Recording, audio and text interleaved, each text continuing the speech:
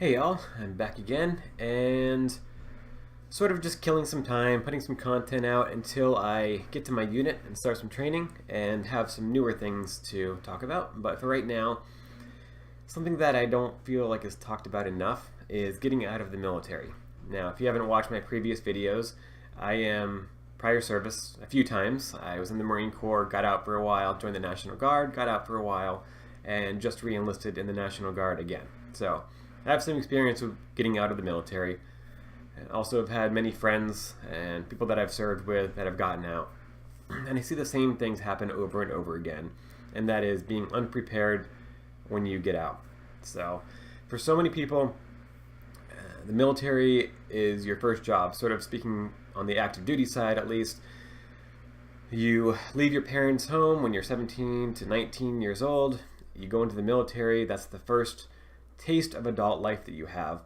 It's the first job that you have, the first time you've had to pay bills, and all of that. So it sucks, and I'm not gonna lie, it sucks whether it's in the military, it sucks whether it's not in the military, but having to jump into that life where you have to work, you have to do what you're told basically, and you have to pay the bills, it sucks.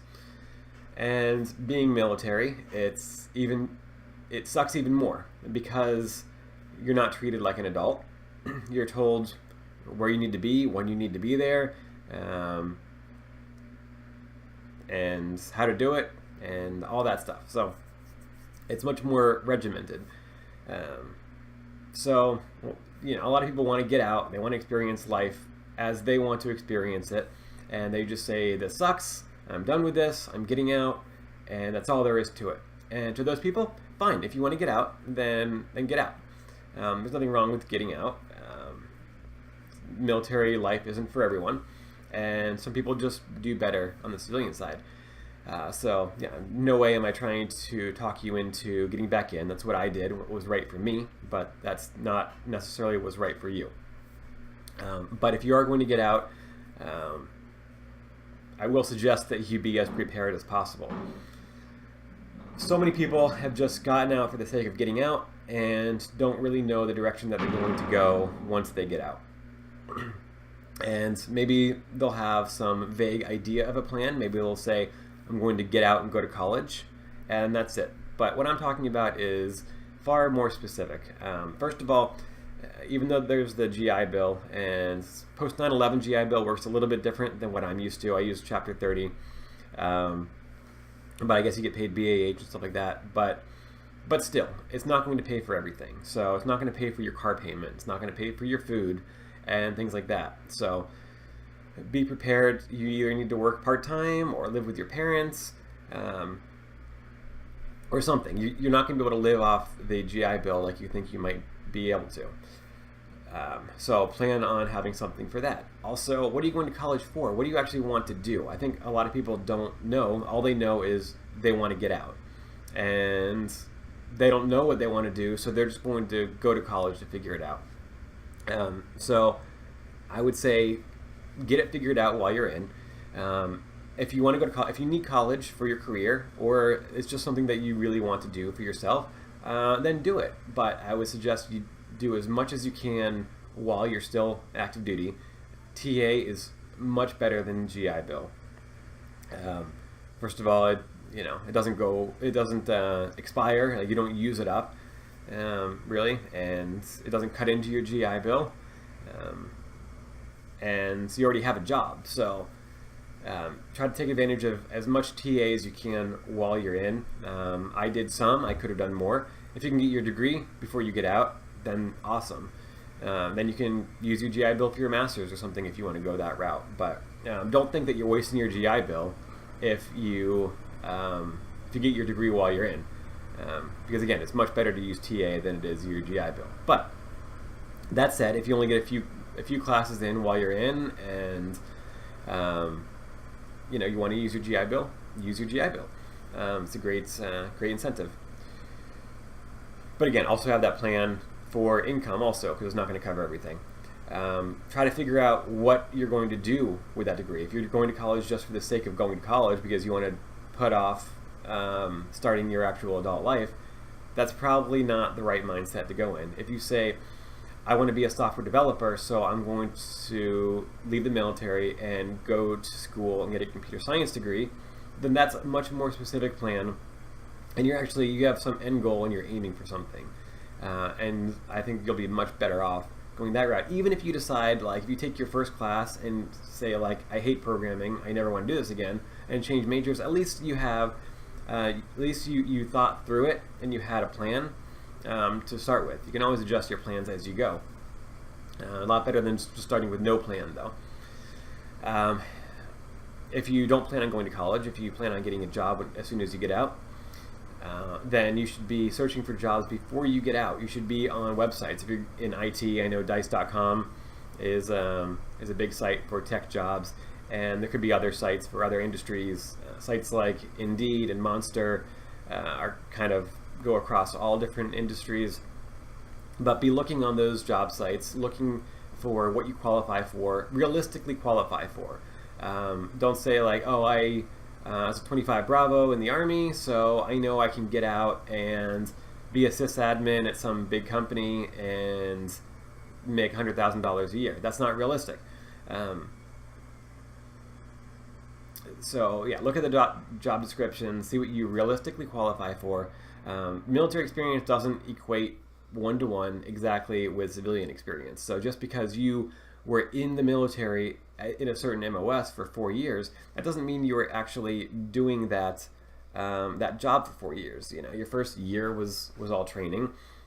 Maybe you were doing the job for 2 years, but even then, the way that you do the job in the military is different than you'll be doing it in the civilian world. So even that 2 years experience doesn't really equate to direct civilian experience.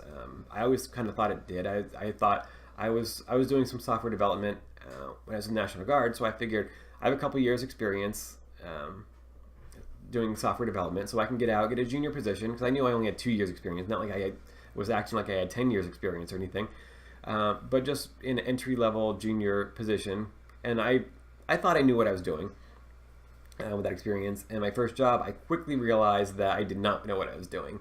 The job was so much harder on the civilian side, and I had to hit the ground running. But anyways, point is that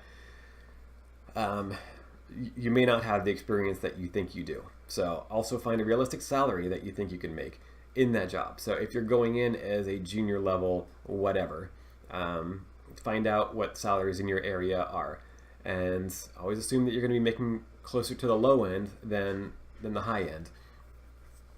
So many people just think that, oh, I'm getting out of the military pays crap, and so I'm going to make double the income. And then just start budgeting around double their income, when that's not realistic. First of all, military pay isn't that bad, even if you're like in E4, E5 or something like that. The pay is not that bad, especially compared to when you get out in the civilian side. You're going to be making probably about the same, maybe a little bit more, depending on what your job is. But plan on that. Just plan on saying, if I make the exact same salary that I'm making now, what does that mean? What does that realistically mean? Where can I live? What kind of apartment can I get? Can I afford it with my car payment or whatever bills you end up having?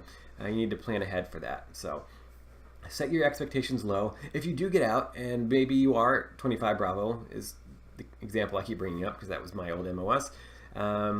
Maybe there are tons of, maybe you're in Raleigh or a big tech hub, and there's tons of tech jobs for you, and you can get in as a junior sysadmin or whatever and make $80,000 a year as a junior level. Then that's awesome, good for you.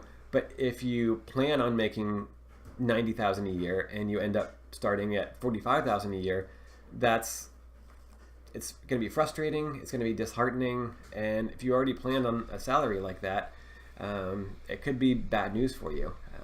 I had a lot of debt when I first got out. I got into a pretty bad spot because my bills cost more than my income, and I couldn't keep up. I had to choose which bills I could pay for that month, and then pay the opposite bills the following month, so I wouldn't fall too far behind on any one. But I was doing this leapfrog thing for so long that I had to figure something out. Fortunately, it worked out for me, and I'm in a real good spot right now. But it doesn't work out like that for everyone. So plan ahead. If you can even make a budget ahead of time, just knowing that, just let's say this is a realistic salary, this is realistic rent for where I want to live, and then sort of budget it out and see what you need to live. It might come down to you take a realistic look at what life after the military looks like, and you think, well, is it really worth it for me to get out right now? Maybe another 3-year enlistment, I can get the experience I need. I can have the time to finish college or whatever, and then I'll be more prepared to get out at that time. More likely, you already have your mind made up and you're getting out no matter what. And again, that's fine, but do as much preparation and planning for getting out as you can. Again, I see it so often, so much, that people get out and are unprepared, or think that they're prepared and then find out later that they weren't prepared. I see posts on Facebook all the time saying like, "Oh, haven't found a job yet, but still looking," and all this stuff, and I don't know what I'm going to do, or I got a job working at Taco Bell or something like that. And it's just so clear that it's like there's not really any direction. They don't have any end goals, and they didn't have a plan before they got out. So please have a plan before you get out. See you next time.